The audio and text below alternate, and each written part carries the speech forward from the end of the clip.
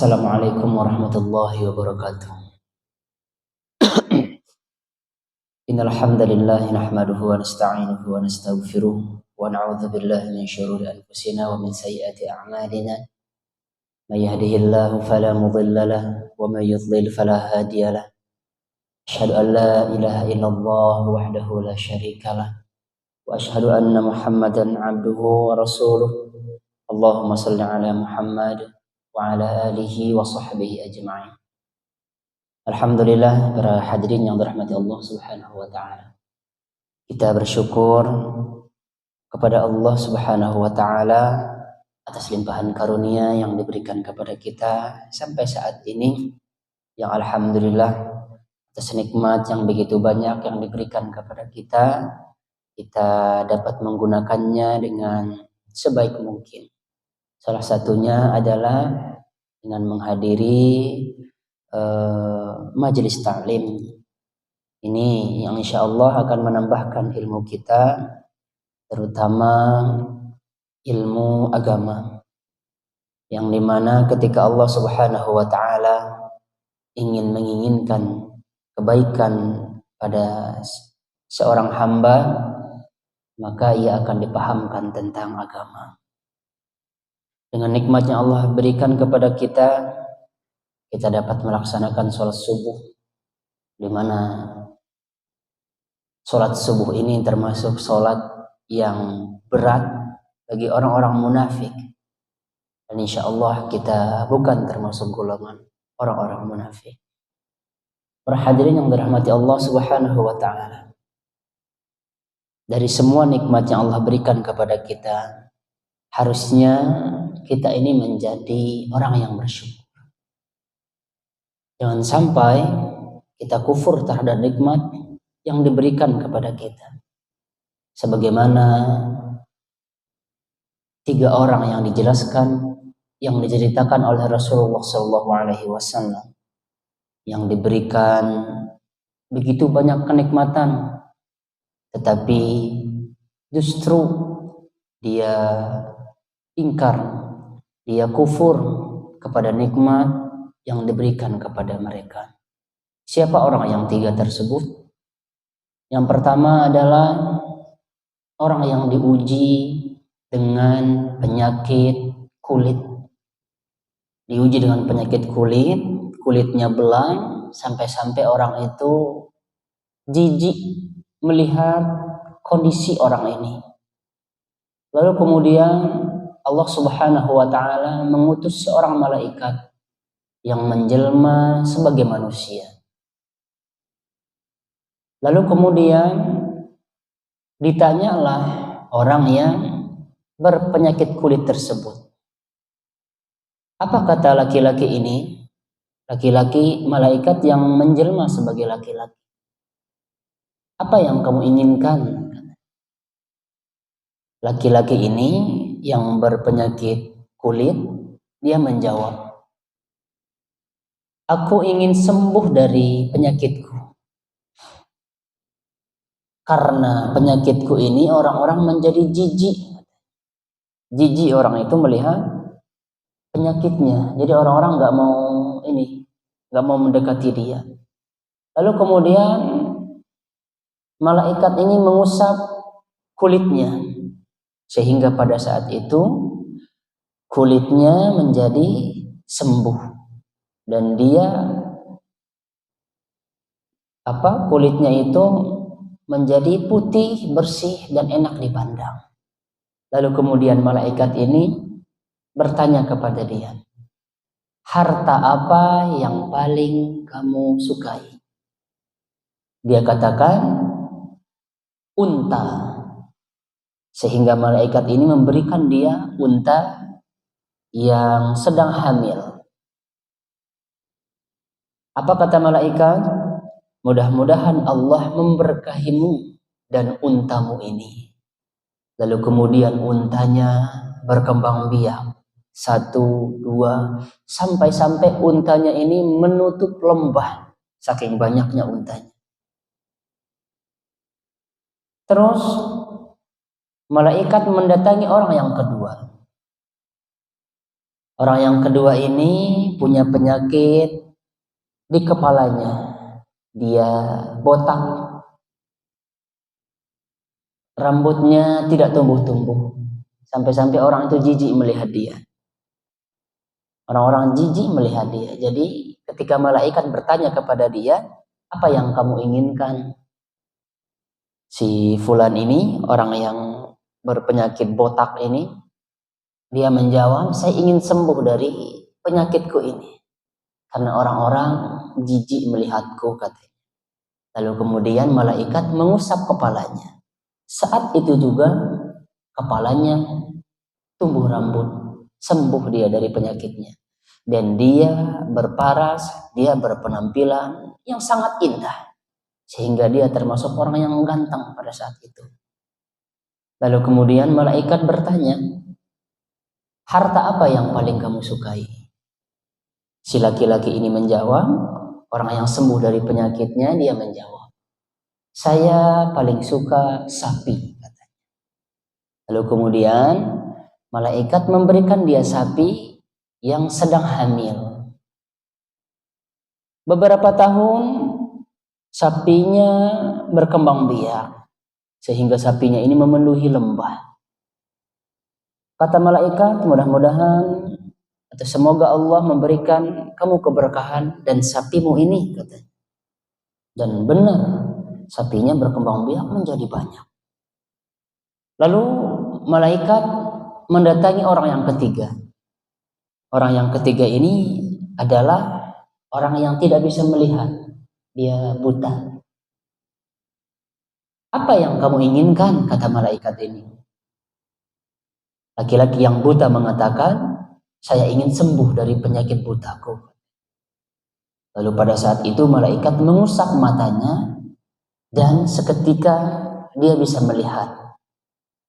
Lalu kemudian malaikat bertanya kepada dia, harta apa yang kamu inginkan? Dia menjawab, kambing. Ternyata harta yang paling dia suka adalah kambing. Pada saat itu malaikat memberikan dia kambing yang sedang hamil. Lalu malaikat mendoakan, semoga Allah memberkahimu dan kambingmu ini. Betul, ternyata kambingnya berkembang biak dan memenuhi lembah saking banyaknya kambingnya. Beberapa tahun kemudian, yang 3 orang ini, yang tadi yang penyakit kusta, yang penyakit kulit, untanya memenuhi lembah. Dia sembuh dari penyakitnya. Yang kedua, yang botak, dia sembuh dari penyakitnya. Tumbuh rambut di kepalanya, sehingga dia menjadi orang yang berpenampilan enak untuk dilihat. Dan sapinya pun banyak sampai-sampai memenuhi lembah. Yang ketiga juga, alhamdulillah dia sembuh dari butanya. Kambingnya juga saking banyaknya, sampai-sampai kambingnya itu memenuhi lembah. Lalu kemudian jelang beberapa tahun, Allah Subhanahu wa ta'ala mengutus seorang malaikat yang berpenampilan seperti penyakit orang yang 3 ini. Malaikat ini menjelma sebagai orang yang berpenyakit seperti bagaimana penyakit 3 orang yang dahulu kalanya. Didatanginya orang yang dulu berpenyakit kulit yang sudah sembuh, lalu kemudian menjadi orang yang kaya. Apa kata laki-laki yang berpenampilan sebagai orang yang berpenyakit kulit? Dia berkata, saya sedang dalam perjalanan. Saya kehabisan bekal, tidak ada tempat saya meminta pertolongan kecuali kepada Allah dan melalui dirimu saat ini juga. Akhirnya laki-laki malaikat yang berpenampilan sebagai orang yang berpenyakit kulit ini minta 1 unta saja untuk dijadikan sebagai bekal perjalanannya. Apa kata orang yang punya unta yang 1 lembah ini, yang sembuh dari penyakitnya? Aduh, saya nggak bisa ngasih, katanya. Sebab keperluan saya banyak. Masih banyak yang harus saya bayar. Tanggungan saya masih banyak, katanya. Loh, bukankah unta kamu banyak ini semua adalah milikmu, kata malaikat. Betul, katanya, kata laki-laki yang punya unta ini. Akan tetapi ini adalah harta dari turun-temurun, katanya. Harta dari turun-temurun. Apa kata malaikat? Kalau benar apa yang kamu katakan, dan lalu kemudian kalau kamu berdusta, semoga Allah mengembalikan keadaanmu seperti dahulu kala. Sebab apa? Kata malaikat sebelumnya, bukankah kamu juga dahulunya sama penyakitnya seperti saya, kata malaikat. Oh enggak, kata laki-laki yang sudah sembuh ini. Ya enggak, saya melihat penampilan saya bagus, kulitku bagus daripada kamu. Justru aku melihatmu ini jijik melihat dengan jijik melihat penampilanmu seperti ini, kata. Lihat penampilan saya ganteng begini, katanya. Sehingga malaikat mengatakan, kalau kamu berdusta, semoga Allah mengembalikan keadaanmu seperti dahulu kala. Memang betul para hadirin yang dirahmati Allah Subhanahu wa taala. Keadaannya kembali seperti dahulu kala. Dia kembali berpenyakit kusta, kembali berpenyakit belang, Bapak Ibu. Itu disebabkan karena dia kufur terhadap nikmat. Dan mudah-mudahan kita termasuk orang yang selalu bersyukur kepada Allah bagaimanapun kondisi kita. Lalu malaikat ini mendatangi orang yang kedua dan berpenampilan seperti penyakit orang yang kedua ini, yaitu botak. Apa kata laki-laki ini? Sesungguhnya saya sedang dalam perjalanan dan saya kehabisan bekal. Kehabisan bekal, lalu kemudian dia minta satu sapi kepada laki-laki ini. Laki-laki yang dahulunya botak juga.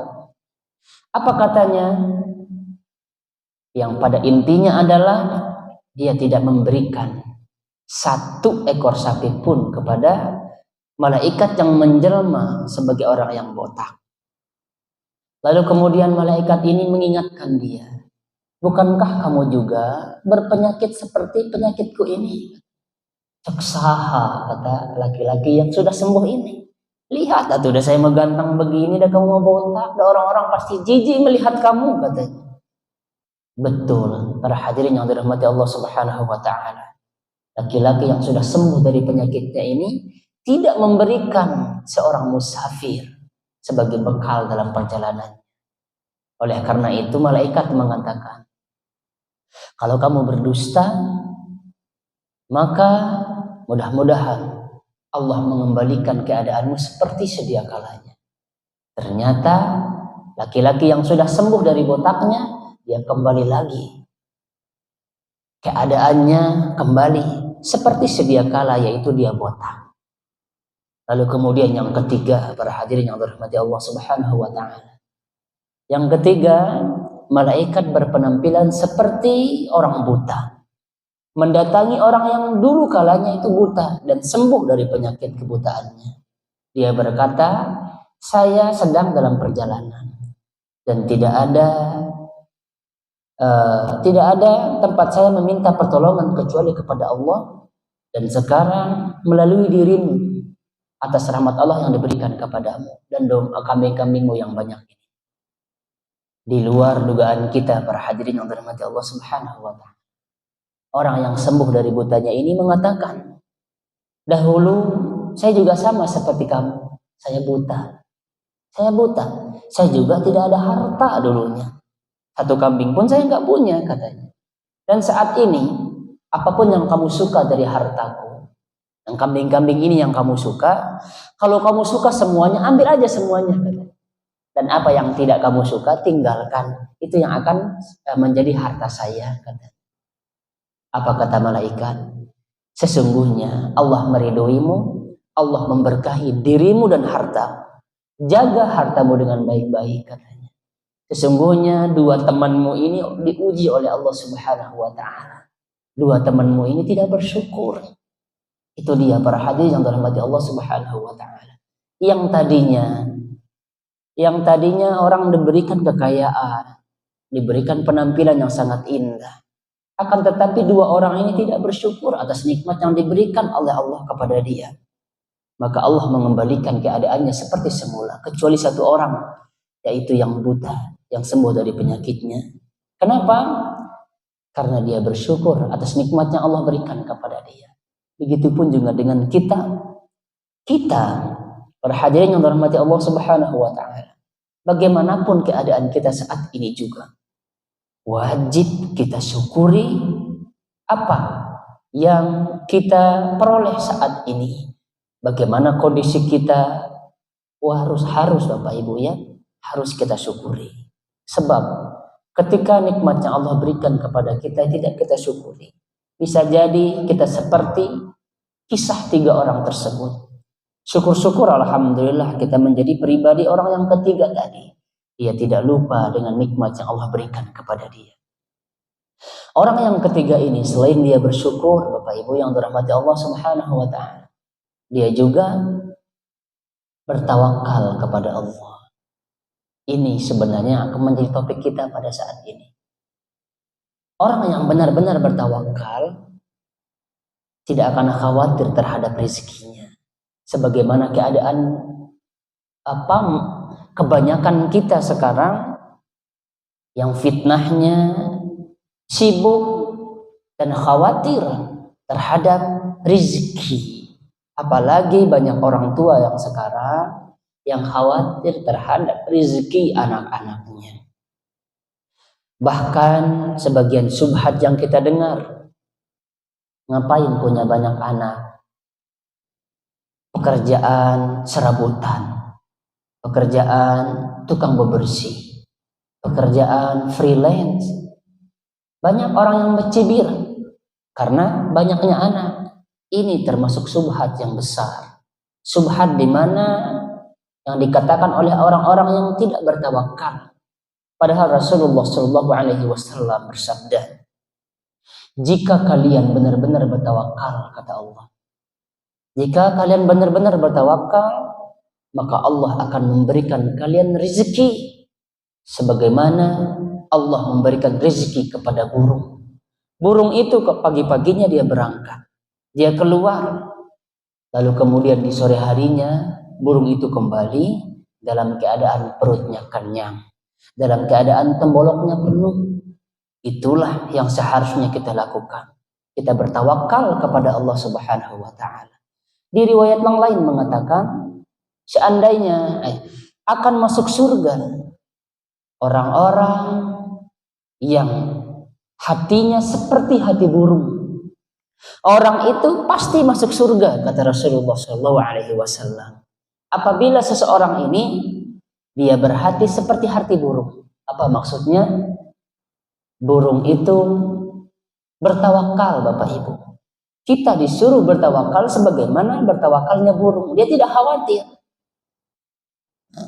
Lebih baik mana burung antara burung dengan kita? Jauh lebih baik kita, Bapak Ibu. Kita bisa A, kita bisa B sampai Z, kita bisa semuanya. Akan tetapi sifat tawakal kita ini jauh-jauh di bawah dari tawakalnya seekor burung. Jangankan burung, coba kita lihat di sekitar kita. Di rumah misalkan kita lihat cicak. Cicak tidak bisa terbang. Cicak ya hanya bisa merembet saja jalan di tembok. Akan tetapi justru yang menghampiri dia itu adalah yang bisa terbang. Yang bisa terbang di sekeliling dia itu adalah nyamuk. Yang bisa terbang di sekeliling dia adalah kecoa yang bisa berterbang. Justru nyamuk, kecoa dan yang lainnya menghampiri dia. Padahal dia tidak bisa terbang. Rezekinya justru yang bisa terbang. Logikanya Maya harusnya kan cicaknya terbang supaya dia mendapatkan makanannya seperti nyamuk. Bagaimana dengan kita yang diberikan kemuliaan oleh Allah Subhanahu wa taala? Diberikan tangan yang sempurna, penglihatan yang bagus, lidah, kaki, semua diberikan oleh Allah Subhanahu wa taala. Justru level ketakwaan kita ini jauh dibandingkan dengan seekor burung, jauh dibandingkan dengan seekor cicak. Ini yang seharusnya menjadi motivasi bagi kita, Bapak Ibu. Jangan sampai kita mendengarkan orang atau apalagi guru-guru kita, sebagian guru misalkannya, atau ada orang yang mengatakan Sudahlah, anak cukup 2 saja. Ini sebenarnya subhat. Ini sebenarnya orang-orang yang frustasi, orang-orang yang istilah lainnya pesimis dalam kehidupan. Biarkan Bapak Ibu punya anak 2, punya anak 3, 4, lebih daripada itu biarkan. Itu merupakan bentuk rezeki daripada Allah Subhanahu wa taala. Toh juga ibu punya anak banyak, kata orang, aduh ujiannya banyak. Ibu juga, bapak juga punya anak 1, itu juga ujian. Ibu nggak punya anak, itu juga ujian. Jadi semua apa yang ada di muka bumi ini yang kita dapatkan semuanya adalah ujian. Ibu punya rumah yang besar, itu adalah ujian. Bapak ibu punya rumah kecil, itu juga ujian. Bahkan di antara kita ada yang ngontrak, itu juga ujian. Semua adalah ujian. Selebihnya, bagaimana kita menyikapi ujian tersebut? Sebagaimana orang yang 3 ini, yang tadi yang dijelaskan oleh Rasulullah SAW, itu adalah ujian. Kita juga ujian. Nah, oleh karenanya ada terkadang program yang saya pribadi tidak setuju, para hadirin yang dirahmati Allah Subhanahu wa. 2 anak lebih baik. Nah, saya pribadi tidak setuju. Justru kalau misalkan kita taruh koma di sana, 2 anak lebih, lebih baik ya. 2 anak lebih itu baik. Lebih dari 2 anak maksudnya berarti baik. Terkadang kan orang-orang sekarang ini pendidikannya tinggi, S1, S2, S3. Tapi anaknya 1 Bapak Ibu.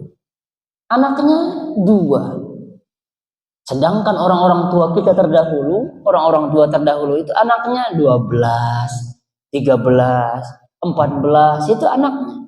Tapi alhamdulillah dia tidak khawatir dengan rezekinya. Salah satu juga para hadirin yang dirahmati Allah Subhanahu wa taala, kesalahan kita sebagai orang tua adalah memaksakan anak. Karena apa? Karena khawatir terhadap masa depan anak. Ini adalah salah satu orang yang tidak benar-benar bertawakal. Kita sudah baca Al-Quran, wa may yatawakkal 'alallah fahuwa hasbuh. Kita sudah baca semua ayat-ayat Al-Quran. Barang siapa yang benar-benar bertawakal kepada Allah, dia akan menyukupkan hatinya. Cukup dengan harta yang sudah ada, Allah akan cukupkan baginya. Allah akan membukakan pintu-pintu rezeki untuknya. Kita sudah yakin, tetapi tidak benar-benar meyakini. Ini masalah di zaman kita sekarang. Masalahnya apa? Kita tidak benar-benar meyakini. Makanya kata Rasulullah tadi juga, kalau kita benar-benar, ini yang harus digarisbawahi, kalau kita benar-benar bertawakal, maka Allah akan memberikan kita rezeki. Selesai. Betapa banyak di antara kita yang mendengarkan kisah-kisah yang luar biasa, yang tadinya hari haknya dia tidak punya uang, ketika ditagih, ternyata ada orang di sebelah kiri datang memberikan dia uang, bisa dia bayar. Banyak kejadian-kejadian Bapak Ibu. Makanya kita tidak usah khawatir dalam kehidupan ini. Ketika kita sudah mentok-mentoknya Bapak Ibu, pasti Allah itu akan memberikan solusi bagi kita. Tidak mungkin Allah tidak memberikan solusi, karena Allah sendiri yang mengatakan, aku menguji kalian. Di samping ujian yang aku berikan itu, aku juga akan memberikan solusinya, kata Allah. Hanya saja kita ini tidak benar-benar meyakini, sehingga kehidupan kita semrawut begitu Bapak Ibu. Kehidupan kita, ujian yang Allah berikan kepada kita, yang kita pikirkan adalah ujian-ujiannya saja. Padahal kita sudah baca Al-Quran.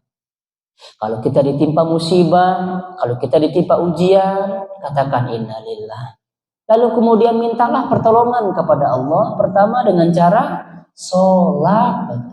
Sholat dengan cara sholat. Tapi anehnya ya, para hadirin yang dirahmati Allah Subhanahu wa taala, perkara yang sangat besar di mata para sahabat, yang dimana pada saat ini adalah itu disepelekan oleh orang-orang. Apa yang pertama? Sholat. Pada zaman sahabat, para ibu, para hadirin yang dirahmati Allah Subhanahu wa taala, di zaman Rasulullah, para sahabat, Ketika ada orang yang tidak sholat berjamaah, itu adalah aib bagi mereka. Kalau ada orang tidak sholat berjamaah, memalukan bagi mereka. Tapi sekarang, Masya Allah, luar biasa. Jangankan sholat berjamaah, sholat pun banyak yang meninggalkannya saat ini. Banyak yang menyepelekannya. Anggaplah dia tidak sholat berjamaah, tapi mengulur-ngulur waktu. Tewe sholat nama penting mah sholat. Aduh, Masya Allah. Ini perkara besar di zaman para sahabat, Bapak Ibu. Makanya tidak heran kenapa banyak ulama yang mewajibkan sholat berjamaah. Bayangin Bapak Ibu ya, kalau misalkan sepakat para ulama sholat berjamaah itu wajib, lihat sholat subuh saja berapa orang yang datang sholat subuh. Paling sholat subuh yang datang yang sebentar lagi mati, ibu-ibu yang sebentar lagi mati itu sholat subuh berjamaah. Bapak-bapak yang sebentar lagi mati itu ya sholat berjamaah. Bagaimana dengan generasi muda kita sekarang?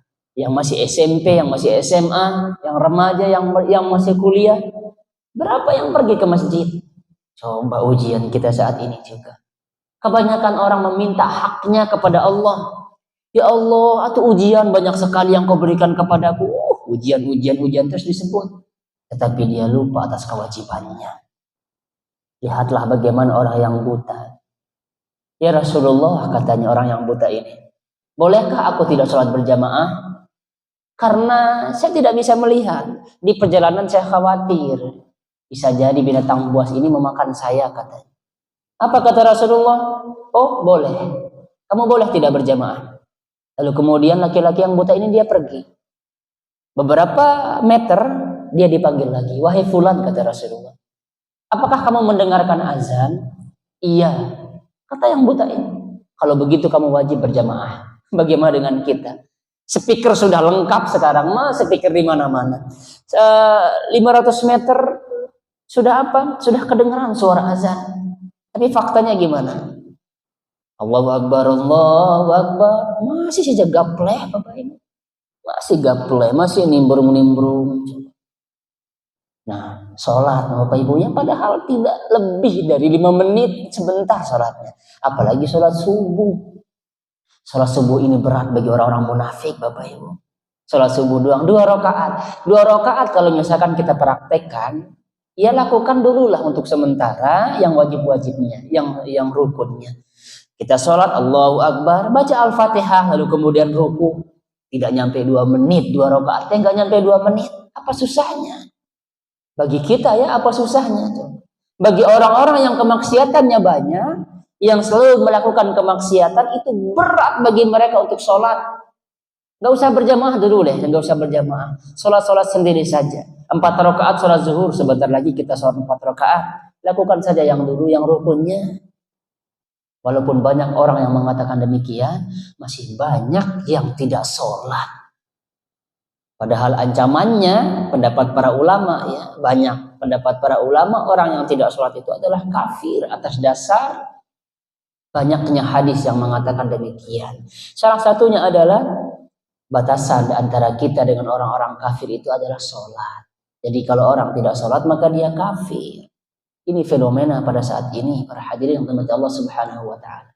Terutama bagi kita yang sebagai orang tua ini. Betapa banyak di antara kita sebagai orang tua yang takut anaknya ini terlambat pergi ke sekolah.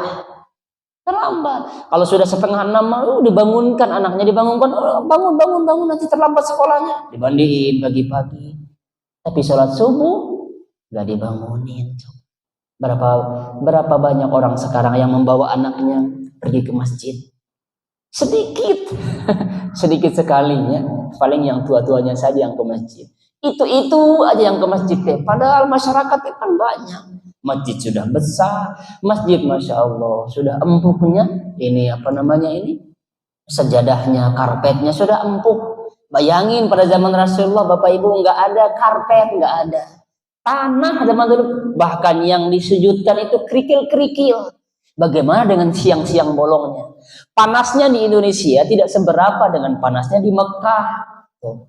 Makanya terkadang yang sholat zuhur itu ditunggu agak reda panasnya. Supaya apa? Kening orang-orang pada saat itu nggak panas. Tapi apa? Masya Allah semangatnya luar biasa. Kalau sudah azan, langsung mereka berbondong-bondong. Inilah yang yang sangat-sangat yang terkikis sekarang di zaman ini. Para hadirin yang dirahmati Allah Subhanahu wa taala. Jadi semua tadi yang saya jelaskan itu adalah ujian bagi kita. Tinggal bagaimana kita menyikapinya, Bapak Ibu.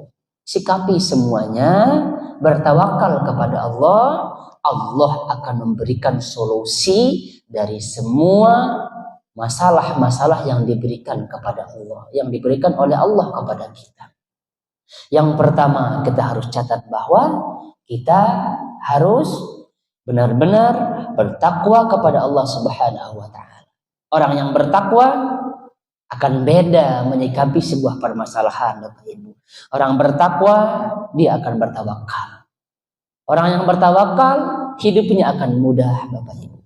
Kita lihat contoh yang tadi, kisah 3 orang tadi. Ternyata orang yang bertawakal, orang bertakwa, orang bersyukur adalah 1 orang ternyata. Oleh karena itu Bapak Ibu, sebelum kita menjadi orang-orang yang benar-benar kaya, latihan dari sekarang sedekah. Minimal sepekan sekali. Kapan? Sholat Jumat. Sholat Jumat bagi yang laki-laki terutama ya. Ada kencanang yang lewat, praktekkan 2.000, 2.000, 5.000, 5.000. Sebelum Bapak Ibu ini benar-benar kaya. Kenapa saya bilang demikian? Saya berikan contoh Bapak Ibu. Saya tanya kepada Bapak Ibu di sini. Kalau ibu misalkan punya uang, bapak punya uang 100.000. Ibu dalam perjalanan 100.000. Lalu kemudian ada orang yang mendatangi Bapak Ibu. Dia mengatakan, saya belum makan dari pagi.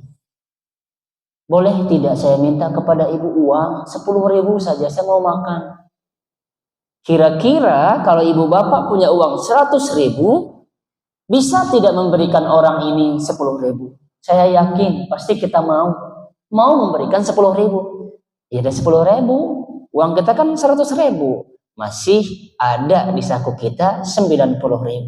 Alhamdulillah kita bersedekah 10.000. Itu akan dicatat oleh Allah Subhanahu wa taala sebagai amal jariah kita. Sekarang saya tanya lagi kebalikannya sekarang. Saya tambah jumlah uang ibu.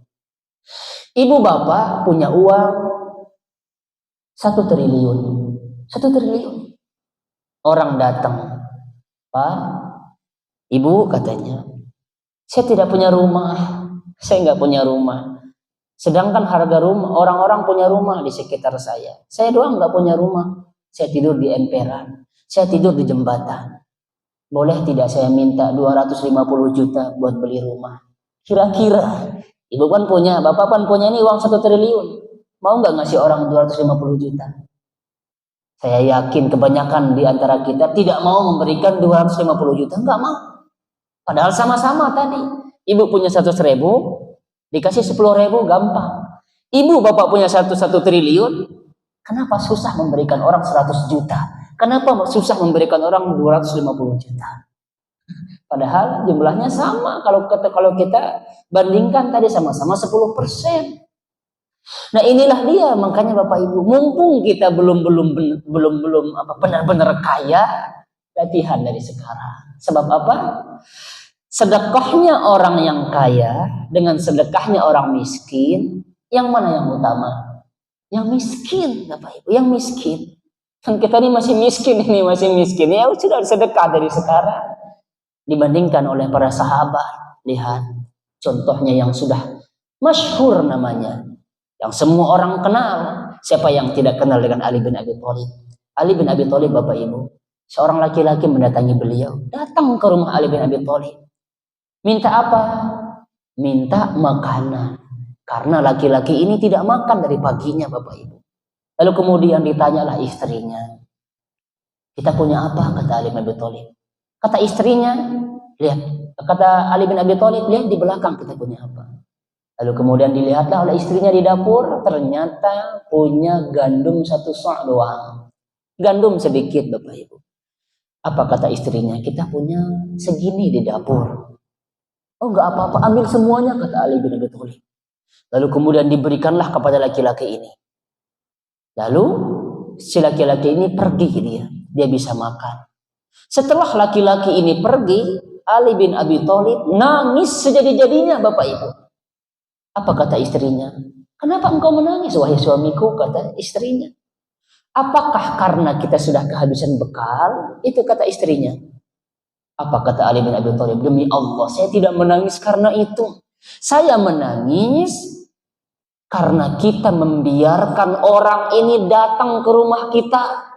Harusnya kita yang mendatangi mereka, kata Ali bin Abi Thalib. Padahal kan hartanya sudah habis. Ali bin Abi Thalib, bayangin bagaimana dengan kita, coba. Timbul aja harta, ditimbun saja. Jangankan yang berbayar, Bapak Ibu, yang gratis pun, yang kaya rela ngantri gratis. Oh, mau diskon, tapi kau diskon, Masya Allah, semua sudah penuh mal-mal itu kalau sudah diskon. Baik yang miskin mau yang kaya, datang semuanya. Diskon 90% misal, semua datang. Yang gratisan, yang kaya juga ngambil kok. Itulah sifat kita sekarang, nggak pernah merasa puas. Oleh karenanya Bapak Ibu ya, dengan kita mengaji, walaupun beberapa orang misalkan yang datang, banyak orang yang datang, kita sering ngaji, harusnya ketika kita sudah sering ngaji itu bisa kita aplikasikan dalam kehidupan kita sehari-hari. Terutama dalam tema kita saat ini adalah bagaimana kita bersyukur atas nikmat yang diberikan Allah kepada kita. Itu ya Bapak Ibu yang dirahmati Allah Subhanahu wa taala. Sudah habis waktu, sudah jam 6 syuruk ya. Mudah-mudahan ini ada manfaatnya Bapak Ibu ya. Kita baca doa kifaratul majelis bersama-sama. Subhanakallahumma bihamdika asyhadu an la ilaha illa anta astaghfiruka wa atubu ilaik. Assalamualaikum warahmatullahi wabarakatuh.